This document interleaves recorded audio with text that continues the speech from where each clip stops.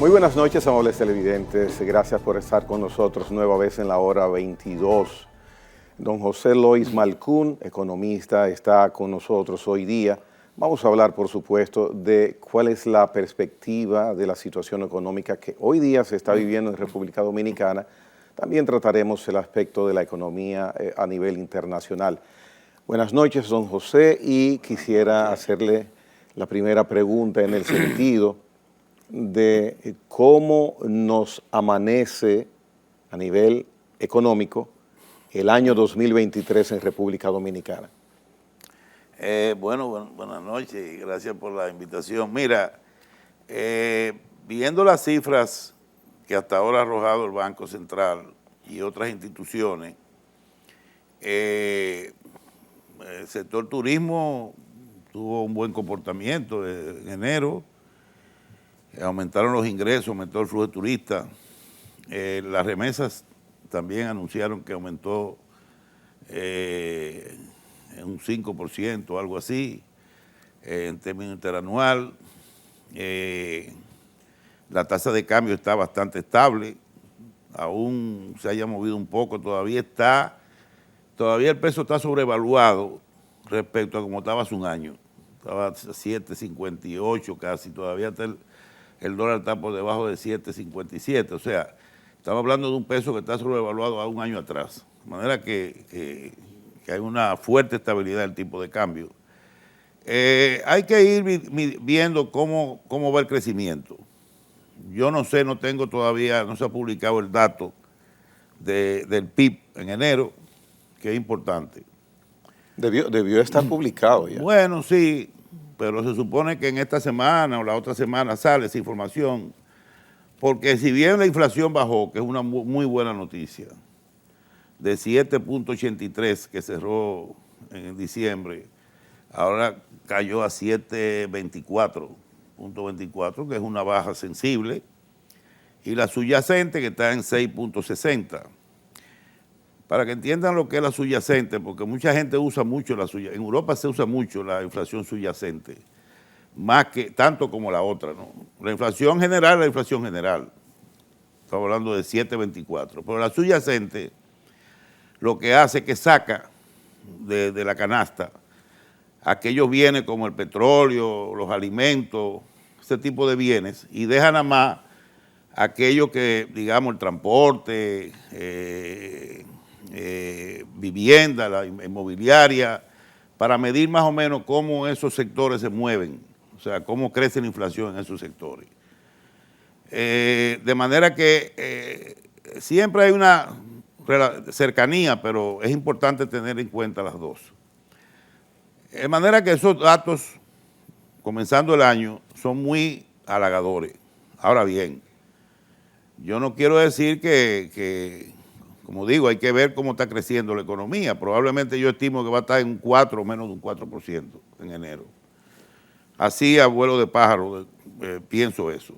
O sea, la economía se va a ir contrayendo un poco, naturalmente, como se ha venido contrayendo desde el año pasado, que terminó en un 4.9 de 6.1, 6.2 que comenzó en enero. Hay que ver ahora cómo es el comportamiento de enero, lo cual es normal porque a medida que suben las tasas de interés, el costo del dinero se hace más caro, la demanda cae, la inversión cae, y es natural que la economía se contraiga. Vi el dato del crédito. También el crédito comenzó también ya a aplacarse, porque el año pasado el crédito creció, aún subiendo las tasas, el crecimiento del crédito llegó a casi un 14, 15% de crecimiento. Pero ahora en enero se amortiguó. Ya. Y eso es importante porque muestra que ya la gente, tú sabes, no está arriesgándose a endeudarse tanto y eso contrae un poco la demanda. Y finalmente el empleo. Tengo entendido que el empleo se ha mantenido estable. Contrario a lo que la teoría económica plantea, en Estados Unidos el desempleo debe estar en un 5% y aquí debería haber aumentado también. Sin embargo, el desempleo en Estados Unidos está en 3.4. Pleno empleo, eso es pleno empleo. Claro, claro. O sea que ya... Porque hay que contar los que no van a buscar Sí. trabajo. Y aquí los registros últimos de empleo se han mantenido bastante bien, inclusive el desempleo es menor que el que desde antes de la pandemia. O sea, que aún la economía se ha contraído, el empleo se ha mantenido estable, inclusive en el sector informal ha crecido en los últimos meses del año pasado, que es importante. En fin, ese es el panorama así en general que vemos y que tenemos que ir analizando mes por mes. Entiendo su lamento, por decirle así, de que no se haya publicado todavía el crecimiento, cuál fue el índice, esta cifra para enero, porque desde los últimos 4 meses, y usted escribió sobre eso, noviembre, diciembre, su preocupación, su observación, el crecimiento vino paulatinamente reduciéndose. Sí, entonces, habrá que tomar en consideración, si tuvimos un 4.9 de PIB en 2022, pero los últimos 4 meses fueron descendentes. Debajo de 4. Y 2023 hemos visto el panorama que usted es una de las personas que nos lo ha descrito previamente, cuál será el comportamiento de la economía a nivel mundial y también acá. Pues entonces sería ver, enero sería entonces, a su modo de ver, un referente, quizás una guía. Bueno, puede ser una guía, pero la economía dominicana es una economía a veces que te tumba todos los pronósticos, te ridiculiza, porque es que una economía que cuando tú crees que va a seguir mostrando una tendencia hacia la baja en el crecimiento, lo que es natural, que está pasando en toda parte del mundo.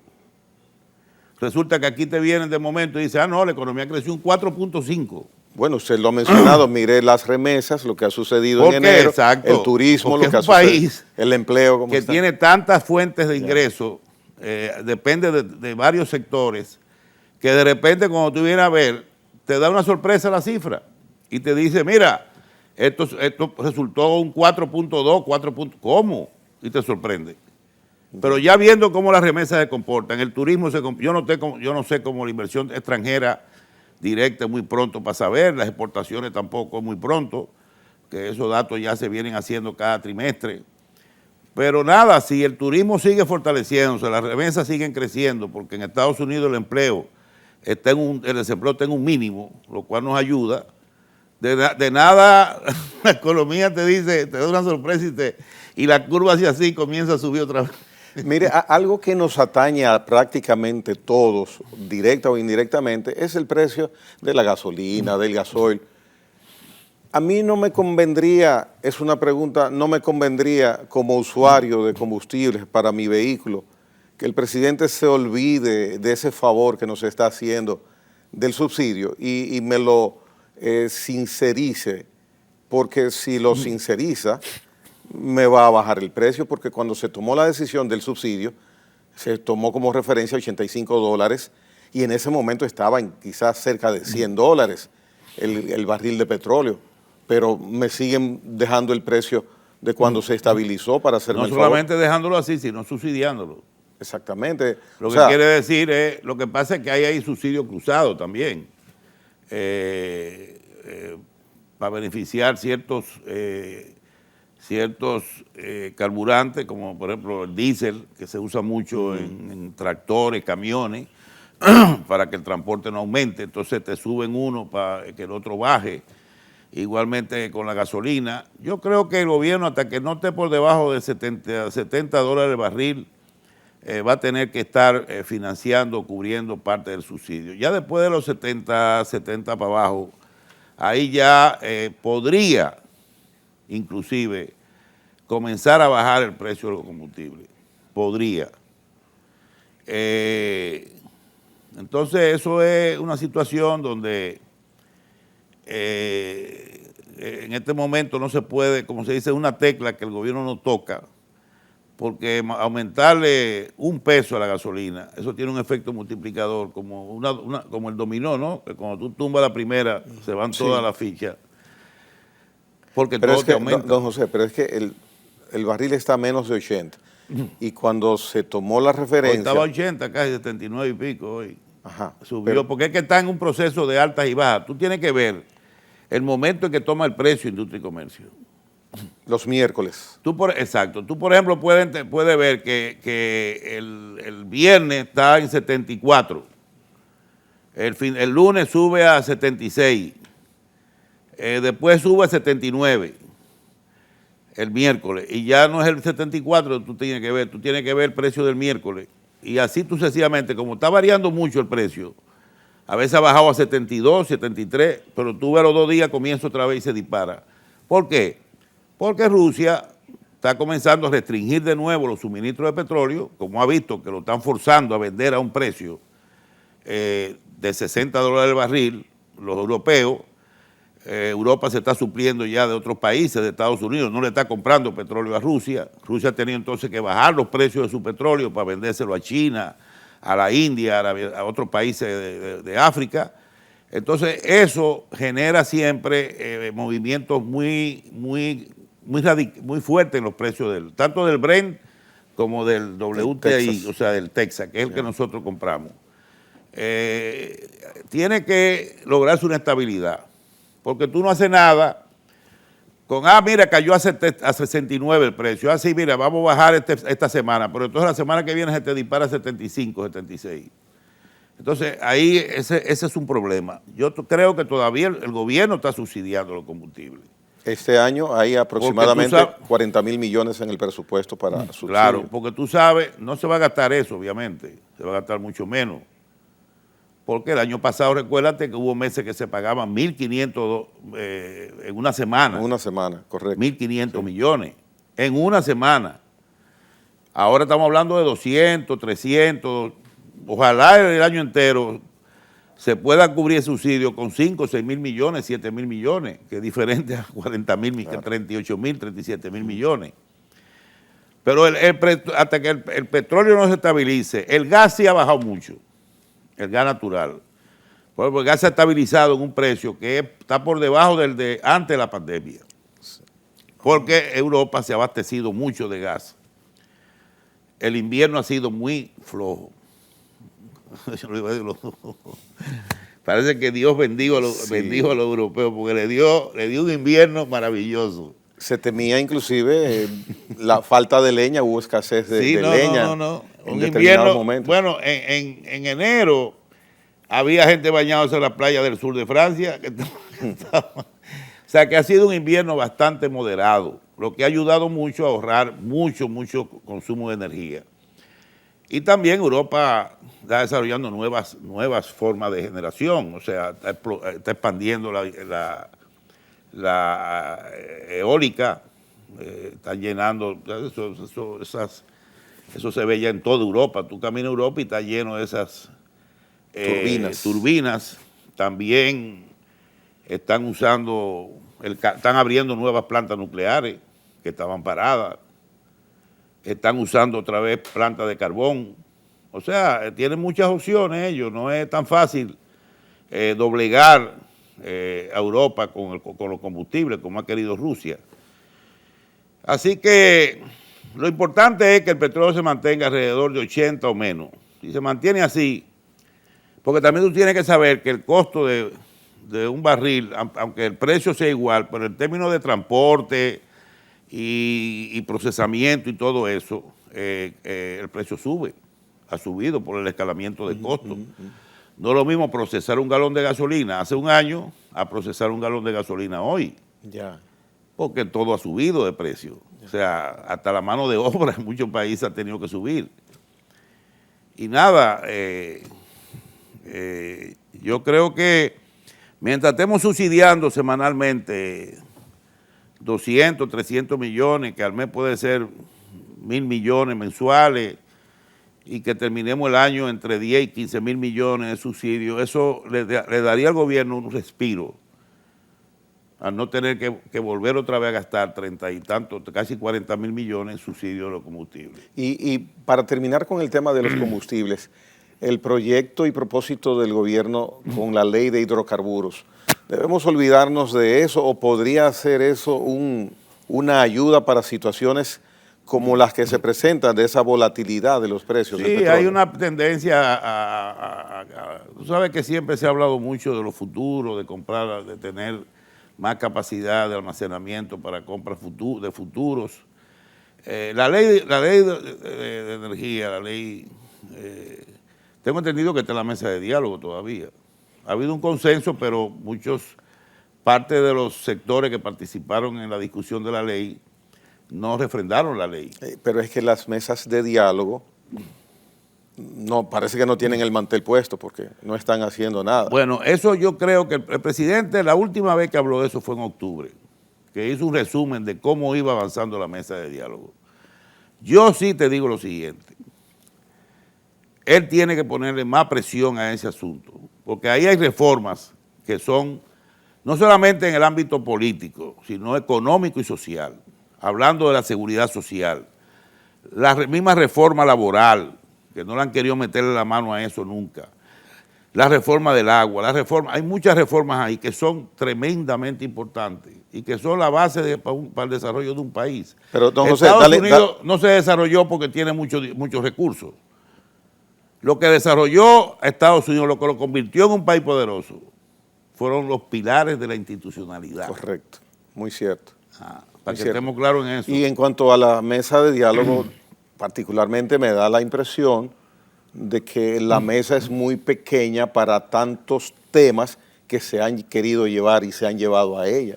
Porque se ha volcado una generalidad de temas que quizás el escenario correcto sea identificar si es vía de ley, si es vía de reformar la Constitución, pero como que todos los temas en determinado momento se mandaron para allá. Sí, porque ahí está parte de la reforma constitucional también.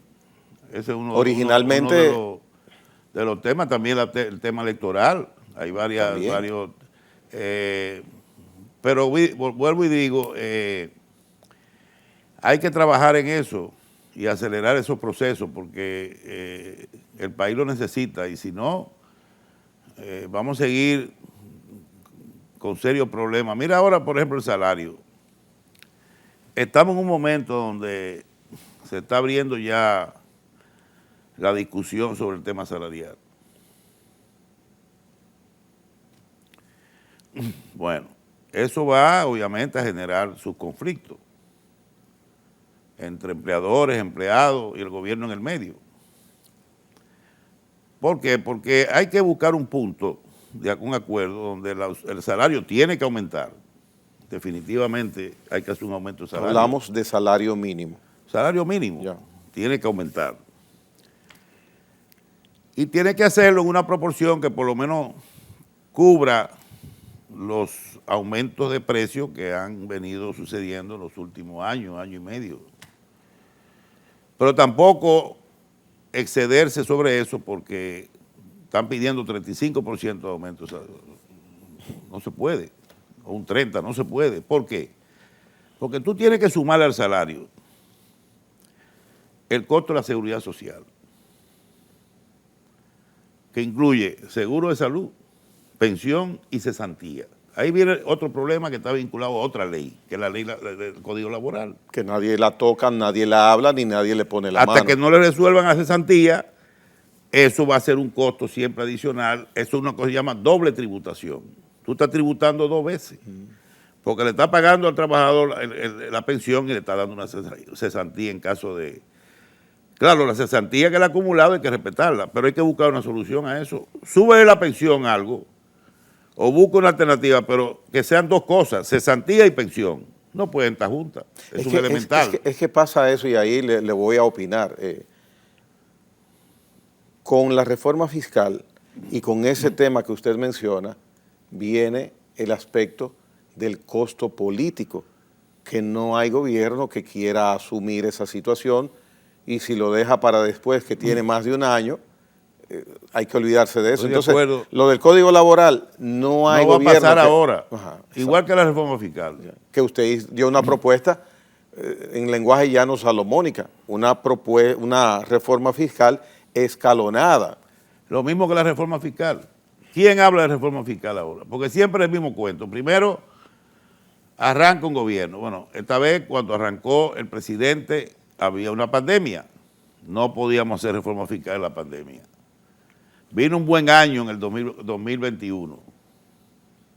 Y yo escribí sobre eso. Bueno, llegó el año de la reforma, el 2022. Estamos a 2 años de las elecciones, por lo tanto no hay peligro de que se haga una reforma, aprovechemos ahora. Viene la guerra de Ucrania y Rusia. Ni pensarlo. Entonces fue abajo. Y ahora, ¿dónde estamos? Seguimos con la guerra, pero y ya estamos a la vuelta de la esquina de unas elecciones preelectoral. Entonces no va a haber reforma fiscal, ni va a haber reforma al Código Laboral. Y eso son cosas, como digo, que en algún momento hay que enfrentarlas. No importa, y buscar un consenso, porque también, el caso de la mesa de diálogo también, yo sé que no avanzan, porque ahora la política es lo que está dominando y nadie quiere que el gobierno salga triunfante o tenga éxito en una reforma X, porque eso lo entienden, la oposición entiende que eso le da beneficios políticos al gobierno. Entonces hay que bloquear lo más que se pueda cualquier iniciativa, por más buena que sea, porque se puede entender que eso le da más simpatía o votos al partido del poder o al presidente. Y esa es la concepción que tenemos, ¿no? Pasa igual en todas partes. Yo no digo que sea el único país que pase aquí, pero quiero aclararte, este país, en materia fiscal, está entre los 3 peores de América Latina y el Caribe. Aquí la presión fiscal es una de las más bajas de todos los 32 países. Estamos hablando de 14,5%. La más baja. El promedio de toda la región es más de 18%. El promedio. Pero y si se incrementa, si nos quejamos como está, y si se incrementa, ¿qué va a suceder?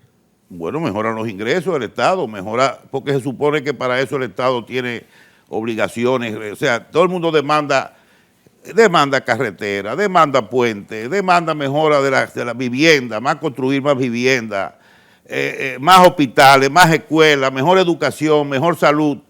Eso no se hace con un presupuesto que no alcanza para nada, o sea, estamos hablando de que se necesitan recursos. Ahora, claro, antes el cuento era, años atrás, de que los sectores privados decían, se oponían a la reforma fiscal hasta que no hicieran un saneamiento del gasto. ¿Te acuerdas que ese era el argumento? No, ¿cómo va a aumentar los ingresos? Para que el gobierno se lo dilapide y haya corrupción. No. Bueno, se ha avanzado mucho ahora mismo. El gobierno se puede sentar con cualquier sector empresarial y decirle, miren, eso es lo que tenemos ahora, ese es el gasto público, vamos a ver si hay dispendio o derroche, dígame dónde están los gastos de viaje, viáticos, compra de carros de lujo, búsquenlo. ¿Dónde está la corrupción? Hay corrupción, pero antes no era corrupción lo que había. Era un desfalco del erario público. Corrupción hay hasta en Suiza y en todas partes del mundo, pero aquí había un desfalco del erario público. Entonces, búsqueme dónde está el desfalco. Entonces, ya el gobierno ha mejorado la calidad del gasto, bastante, y se ha apretado los pantalones. Es como el presidente el otro día dijo algo así como, oye, pero el dinero está rindiendo mucho. Él mismo se decía, a mí me está rindiendo el dinero. Digo, claro, le tiene que rendir, porque antes que tú comprabas un papel sanitario, oye, tenía que pagar un 20 o 25% de comisión. ¿Tú entiendes? Entonces sí, le está rindiendo. Le está rindiendo porque se están haciendo las cosas mucho mejor. O sea, son obras, hay que pasar por un proceso de licitación, etcétera. Si hay cualquier cosa que ocurra, de una vez viene alguien y te ¿cómo se dice?, objeta la licitación o la impugna y hay que volver a hacer la licitación. En fin, ya todo hay que hacerlo por el librito. Y ahora estamos con un problema adicional, que los funcionarios tienen miedo de firmar cualquier cosa. O sea, todos los funcionarios quieren que manejarse, como te digo, cumpliendo todo lo que exigen las leyes y reglamentos relacionados con las compras de bienes y servicios y obras y contratación de obras. Y aunque sea y hasta para nombrar a la gente ahora, ya no es decirle, mira, yo te voy a nombrar, pero tú me vas a dar los 2 cheques, los primeros 2 cheques o la mitad de tu cheque me lo vas a depositar en una cuenta. Ahora todo tiene que ser por oposición, mandarlo al Ministerio de Administración Pública, cumplir. Oye, viejo, la gente dice, pero espérate, ¿cómo pero así? Bueno, no estamos acostumbrados a operar así, porque estuvimos acostumbrados antes a operar como si fuéramos tuviéramos una selva. Y eso se va a escuchar fea la pregunta, y eso no tiene costo político también. No, porque bueno, el que esté en el gobierno es porque quiere, es una decisión de cada quien. Hay personas que aceptan los cargos hoy en día de ser un ministro porque ahora por el estatus que tiene ser un ministro y por el compromiso político que tiene, pero... Porque también hay quejas de, ahora no me resuelven. Sí, hay muchas quejas. Hay muchas quejas, pero hay que ir educando al pueblo así. Mire, ese es el camino, no podemos seguir como estábamos, viejo. Vamos a hacer una pausa. Al regreso, yo quiero hablarle de ese 4 puntos, mejor dicho, preguntarle sobre el 4.9 de crecimiento del año pasado, con referencia a algunos indicadores también. Don José Lois Malcún con nosotros en la hora 22, en breve regresamos.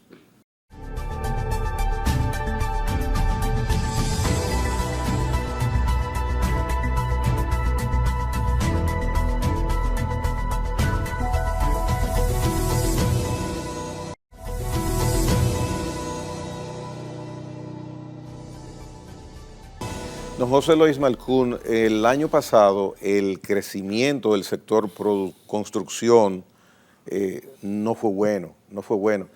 Si se hubiera cumplido con el objetivo de tener un crecimiento en la construcción de inversión adecuado, el 4.9 pudo haber superado la barrera de los 5 puntos.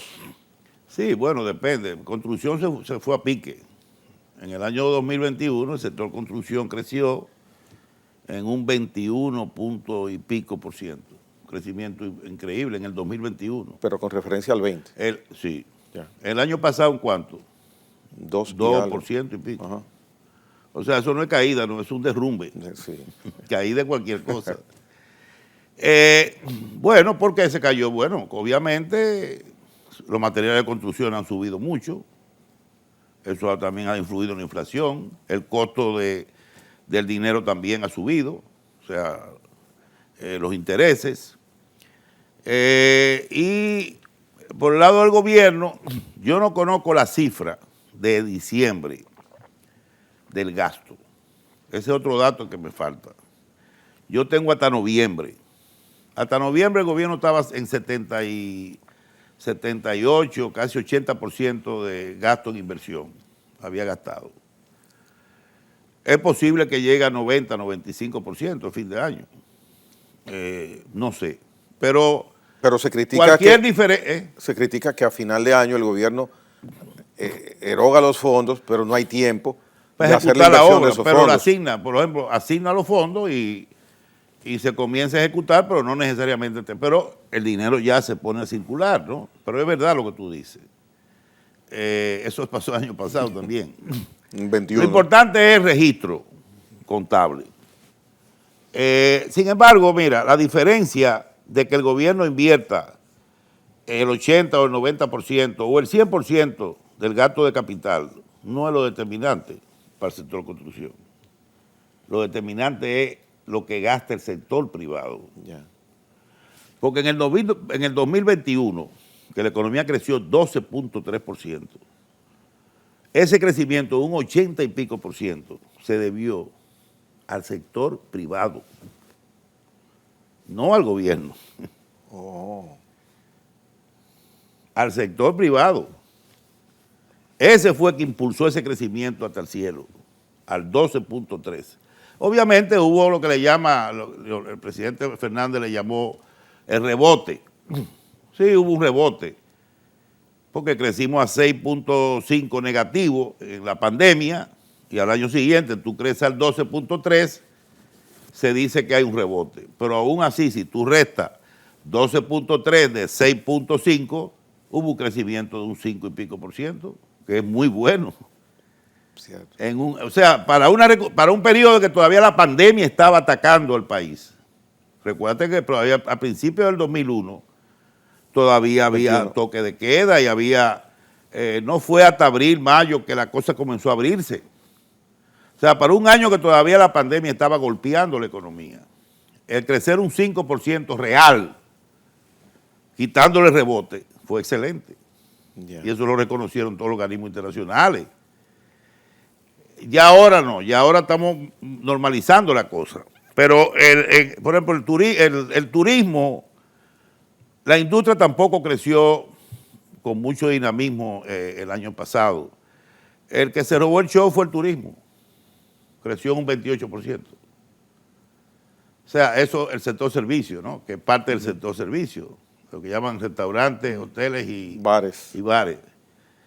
También influyó, bueno, el sector financiero, más o menos 6-7%. Salud creció un 8%, pero después la minería fue negativa. La minería creció en menos 8.3% negativa. Porque tú sabes que la producción de oro se ha caído, la exportación de oro y la producción. A zonas francas le fue bien. La zona franca fue muy bien. Por eso el sector industrial muestra, pero si tú coges la industria sin zona franca, no le fue bien. O sea, ahora no bien, don José, hágame un paréntesis, ábrame un paréntesis con el tema zonas francas para el televidente, para el pueblo común. ¿Es tan real la eficiencia, los números de la zona franca relacionada al beneficio para República Dominicana? Porque, por ejemplo, los insumos de zona franca, básicamente con el aspecto de exportación, son de procedencia extranjera. O sea, tiene que restarle eso, pero eso aparece en las cuentas nacionales. El aporte de la zona franca, que son las exportaciones, menos lo que tú tienes que comprar. O sea, que si tú exportaste 7,000 millones, no es que tú recibiste 7,000 millones, tuviste que gastar 2,000 o 3,000 millones en insumos. Lo mismo que pasa con el turismo. Exacto. Hay remesas que entran y remesas que salen. Y remesas que no entran también, que no llegan. También, pero del turismo, me refiero al turismo. Hay dinero de ese que nunca llega aquí. Explícate eso. El turismo, hay esos paquetes que se pagan. Ah, tú dices, o sea, no, pero tú dijiste remesa. No, turismo. Bueno, turismo sí. Turismo. Parte de ese turismo ya lo reciben las mismas agencias que promueven los paquetes de turismo. Ellos ya de ahí sacan parte de ese dinero. O sea que no es todo el dinero que entra a la economía. No todo entra a la economía. Porque si vamos a decir, ¿cuánto entró el turismo el año pasado? 9,000 y pico de millones. Por ahí es. Más o menos, sí. ¿No? Fue el ingreso en turismo, casi. Ahí hay que ver lo que se gastó, lo que cobraron todas esas organizaciones que preparan esos viajes, esos aviones fletados, esos paquetes. Pero eso pasa en todo. Eso no tiene que ver. O sea, al final, tú tienes un ingreso y tienes un egreso. ¿Ok? Lo importante es que tu ingreso en dólares sea mayor que tu egreso. Por ejemplo, el año pasado, entre el turismo, igual que la inversión extranjera, entraron, el año pasado se hizo una inversión extranjera de 4,000 millones. Pero tú tienes que quitar la repatriación de capitales. Sí, porque ellos no vienen a hacer bienes obviamente, de obra de caridad. Un débito es un crédito. O sea, cada cosa de eso. Lo importante es que el año pasado, en divisa del turismo, zona franca, exportaciones, remesa y financiamiento neto, entraron 39,000 millones. Pero del financiamiento neto, ¿qué es? Lo que tú recibiste de préstamo. Pero tú tienes que restar lo que tú tuviste que pagar de capital e intereses también. Usted no ha mencionado el sector agropecuario. Bueno, lo que pasa es que todo lo pecuario va en las exportaciones. Por ejemplo, el tabaco no aparece porque es zona franca el tabaco. Se exportan 1.000 y pico de millones de dólares en cigarros, pero eso se registra en zona franca. Además, cuando tú exportas fruta, exportas mango, aguacate, guineos, todo eso entra en exportaciones. Pueden ser tradicionales, azúcar, café, cacao, bueno, café ya lo exportamos, importamos. O pueden ser no tradicionales, que ahí están que los vegetales, frutas, etcétera, que el país exporta. Pero eso entra en ese renglón. También hay una exportación en los hoteles. ¿Cuánto consumen los hoteles en frutas y vegetales de República Dominicana? Y carne. Eso hasta cierto punto es una exportación. Porque tú estás vendiéndole todos esos hoteles son turistas, la mayoría extranjeros. Son itinerantes, son circunstanciales, exactamente, momentáneos. Pero comen diario, sí. Desayunan, almuerzan y cenan. Mire, usted que junto con tantos interesantes e inteligentes economistas del sector privado, del gobierno, evalúan, estudian, hacen las recomendaciones pertinentes, las macro recomendaciones para que nuestro esquema económico y financiero funcione mejor, notamos que hay una especie de rutina, que las modificaciones que se hacen en nuestro esquema son mínimas. Y ustedes siempre identifican, y ya usted lo ha mencionado aquí hoy, lo de la reforma fiscal, el aspecto del código laboral.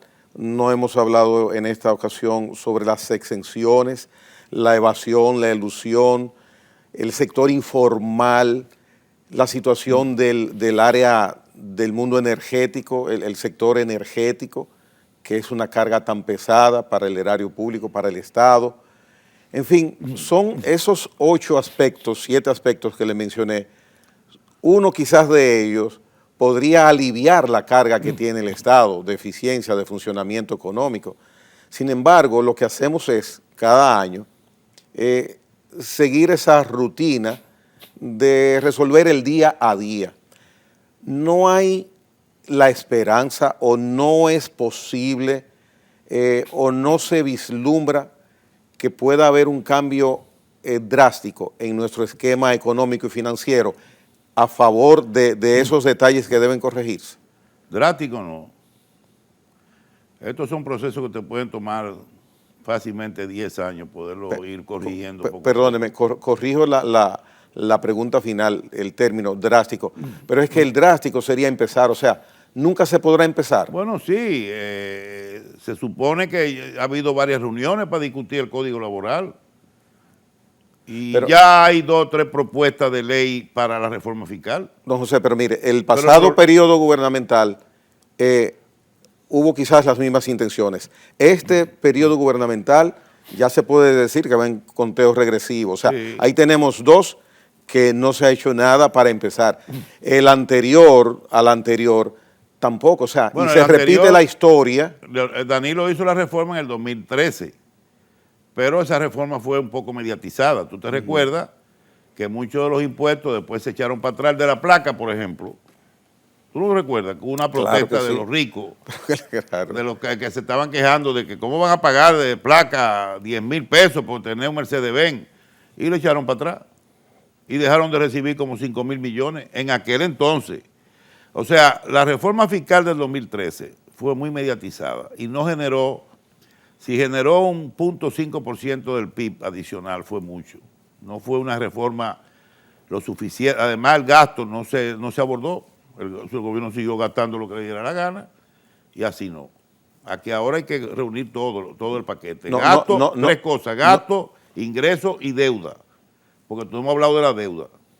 Ahora, te voy a decir una cosa. Yo tengo una opinión que muchos economistas no comparten conmigo, probablemente. Los subsidios al sector eléctrico. Yo he dicho siempre que las distribuidoras van a seguir costándole al país 800, 900 millones de dólares al año. El gobierno tiene que transferirle para cubrir la compra de combustible, y la distribución de energía.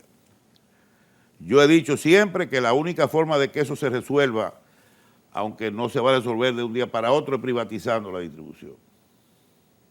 Y yo de ahí no me saca nadie. Hay opiniones contrarias, pero esa es mi opinión. Ahora, hay en el ambiente ahora mismo una discusión sobre privatizar la sede. Yo no la veo. Entonces, pero es que también tiene un costo político. El presidente que diga voy a privatizar la distribución energética. Entonces todo tiene costo. Le caen arriba. El problema es ese, el costo político. El problema es que todo cae entonces en el costo político, en el efecto político, en que no podemos hacer esto ahora por hay una razón o por otra. Pero son cosas que están ahí en la mesa de diálogo que tienen que en algún momento salir a camino. Ahora, no podemos pretender que va a ser de un día para otro. Va a durar años poder avanzar en esa reforma, años. Esa privatización de la distribución de energía, ¿usted la haría al empresariado dominicano o inversionistas extranjeros? La haría diferente a como se hizo la anterior, que fue un desastre. Yo ahora tengo un concepto diferente, que sería más regionalizada, participarían empresas nacionales y extranjeras.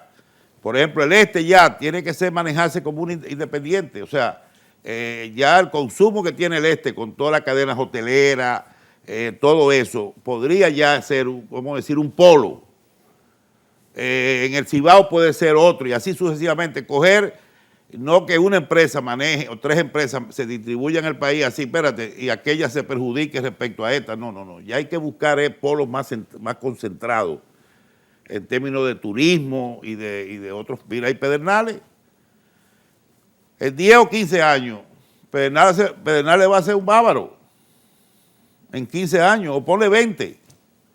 ¿Cuánto tiene Bávaro ya? 35, 40 años. Eso pasa como si nada, no estaremos vivos, pero así va a ser. Pedernales se va a convertir en un Bávaro. Entonces, ¿qué tú vas a hacer en el sur? Seguir con la misma crisis, montando planes. Tiene que buscarle a esa zona una independencia energética, privatizar esa zona para que suplan energía. Eso está pasando en Samaná, creo que todavía hay una empresa que es la que suple la energía en la zona de La Terrena, Samaná, por ahí. Entonces yo creo que eso hay que hacerlo en el país entero, privatizar la sede. Y que la sede, mediante un compromiso, vengan y metan 200, 500 millones de dólares para que aquí todo el mundo pague un maldito contador en su casa. ¿Tú entiendes? Que yo no tenga que pagar la luz de nadie. Claro. Que eso no hay manera de eliminar. Bueno, y que no haya el robo que hay de energía, porque aquí los que roban energía son los que más consumen. Y eso son limitaciones que tiene siempre un gobierno. Los gobiernos no son buenos administradores, por naturaleza. Y entonces esos puntos de distorsiones, si se puede llamar así, que yo le mencioné, no hay visos de que podamos empezar en alguno de ellos a dar el primer paso. Aquí el tema de la privatización es un tabú.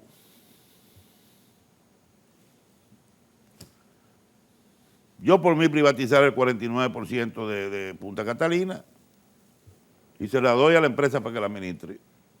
Pero mire todo el ruido que hay. Me quedo con el 51 yo, pero se la doy a una empresa que me compre el 49 y la administre. Y tú verás que se resolvieron los problemas de Punta Catalina. Y en pocos años, ¿tú quieres invertir para ampliar? Sí, pero yo voy a invertir contigo porque yo voy a mantener mi 51%. ¿Tú vas a invertir 100 millones? Pues yo voy a invertir 100 millones. Vamos a ampliar Punta Catalina y llevarla a 1000 megas. Y yo haría eso. Aquí la privatización, hay en Corde muchísimas empresas que pasaron ahora, se desapareció Corde, pasaron a vías nacionales, que todavía están funcionando. Privaticen las minas que todavía administra. No, hombre, no, ya eso ya, tú entiendes, pero eso es un tabú aquí. Hablar de privatización, inmediatamente salen las voces que están vendiendo el país, que están esto. Yo recuerdo una anécdota en la crisis del 2000, después de la crisis bancaria, dije al presidente, yo te conté eso, que estaba en el Palacio, estábamos en finales de 2003, Y le digo yo al presidente Mejía, presidente, usted sabe que si nosotros vendemos el Banco de Reserva, podemos cubrir todo el hueco, todo el hoyo de todos esos bancos que hicieron estos desastres. Así el gobierno no tiene que cargar con ese peso, ni el Banco Central con esa deuda, qué sé yo. Y me dice, mira Barzano, esta mano que está aquí, tú ves esta mano que está aquí, jamás va a firmar una vaina que privatice el Banco de Reserva. Mira, tú estás loco. Esa pudo haber sido una solución. Bueno, pudo haber sido. Porque, ¿qué hicieron los uruguayos cuando la crisis? Fueron al Tesoro americano y yo fui allá al Tesoro, yo hablé con el presidente del Tesoro. Los uruguayos tuvieron más suerte. Los americanos le prestaron el dinero para cubrir la crisis bancaria a Uruguay. Don José, un tema que nunca hemos tocado, quizás de refilón en algún momento en una de sus comparecencias acá, el tema de la capitalización del Banco Central. ¿Está estancado ese aspecto? Ese es otro problema. ¿Es imposible ya? No, hay que hacer una ley. Eso lo ha exigido en cada año que llega aquí el Fondo Monetario a hacer lo que le llaman la evaluación de la economía dentro del artículo 4, que es un informe que preparan cada año. Si tú lees el informe, el artículo 4, el resultado de su evaluación, siempre te menciona el tema de la capitalización, de la recapitalización del Banco Central, siempre. ¿Por qué? Porque mira lo que pasa. El Banco Central genera un déficit cuasi fiscal. Le llaman cuasi fiscal porque no es fiscal propiamente, es un déficit producto de los intereses que paga, que se supone que le paga a los que compran los certificados que emite el Banco Central, y eso tiene un costo, que son los intereses que hay que pagar a los tenedores de esos certificados. Se supone que el gobierno le debe entregar ese dinero todos los años, que puede alcanzar 50, 60 mil millones de pesos en intereses. Pero el gobierno, o los gobiernos, desde hace muchos años, no le asignan ese monto al Banco Central. Le asignan 10, le asignan 20, le asignan 25. Entonces, ¿cómo cubre el Banco Central esa diferencia? Emitiendo más bonos o más certificados. Se va creando un pasivo. Entonces, sigue aumentando el pasivo. Entonces no puede haber capitalización. Entonces, puede haber una ley. Con pasivo, ¿no? A largo plazo, porque esos son leyes que se supone que la primera que lanzaron, que fijó un tope de 320.000 la deuda del Banco Central. ¿Te acuerdas? La primera ley de capitalización. Se suponía que en 10 años esa deuda iba a ir amortiguando. Sí. Ahora hay que hacerla más larga, porque estamos por 800 y pico de mil. Entonces, eso ahora hay que hacerlo a más largo plazo, ¿no? Para no tener que cargar tanto al gobierno en transferirle una cantidad muy grande al gobierno y pasarlo a que ese proceso de desmonte de la deuda se haga en un periodo. Además, yo entiendo también que en un momento dado se ha planteado de que la deuda la pase ya a Hacienda y que se registre como deuda pública. Porque fíjate, hay dos cosas. Aquí hablan de la deuda del gobierno central y de la deuda consolidada. Son dos deudas. Dice, mira, el país debe demasiado porque debe 60 y tiene una relación deuda-PIB de 60 y pico, 60, 61%. Pero esa es la deuda consolidada, que incluye el Banco Central. Pero la deuda del gobierno central, ¿tú sabes cómo está? En 45.6% del PIB. Es una de las deudas más bajas que hay en América Latina. Lo que pasa es que te la dispara la deuda del Banco Central, porque hay que incluirla. La deuda no solamente la del Banco Central, otras deudas también que el gobierno asume, pero que no son tan grandes como la del Banco Central. O sea, pero ya cuando se habla de deuda pública consolidada, es la deuda del gobierno central más la deuda financiera. Ahí se incluye la deuda que tienen los ayuntamientos.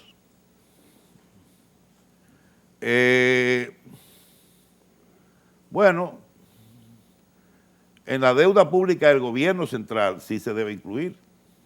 Pero habrá que ver si está incluida, porque me parece que... También, sí, porque Bueno, eso es un organismo descentralizado que se supone que debe estar. Es del Estado, una del Estado, y no es financiera.